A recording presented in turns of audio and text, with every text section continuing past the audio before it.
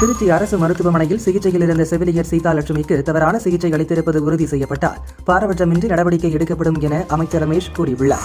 கொளுத்தும் அக்னி வெயிலில் மின்சாரத்தை துண்டித்து குழந்தைகளையும் முதியவர்களையும் படாத பாடுபடுத்துவதுதான் தாவேக தம்மட்டமடித்த மாற்று அரசியலா என நயினார் நாகேந்திரன் கேள்வி எழுப்பியுள்ளார். தாவேக ஆட்சியிலும் குழந்தைகள் பெண்களின் பாதுகாப்பு கேள்விக்குறியாக இருப்பது வெட்கக்கேடானது. கோவை சிறுமியின் படுகொலைக்கு காரணமான குற்றவாளிகளுக்கு கடும் தண்டனை கிடைப்பதை உறுதி செய்ய வேண்டும் என சீமான் தெரிவித்துள்ளார். காங்கிரஸ் இடதுசாரிகள் கூட்டணியிலிருந்து விலகிச் செல்வதை என்னால் தடுக்க முடியவில்லை என திருமாவளவன் தெரிவித்தார். தேர்தலுக்கு பிறகு திமுக கூட்டணியை கட்டுக்கோப்பாக வைத்திருக்க நான் என்ன கூட்டணி தலைவரா எனவும் கேட்டார். பீக் ஹவர்ஸில் உள்ளூர் மின் தேவை அதிகரிப்பு, மின்மாற்றியில் பழுது, அதிக சுமை உள்ளிட்ட காரணங்களால் மின்தடைகள் ஏற்படுகின்றன. மின்தடைகளை சரி செய்ய 24 மணி நேர கண்காணிப்பு மற்றும் சீரமைப்பு பணிக்காக கூடுதலாக தற்காலிக பணியாளர்கள் நியமிக்கப்பட்டுள்ளதாக மின்வாரியம் விளக்கமளித்துள்ளது.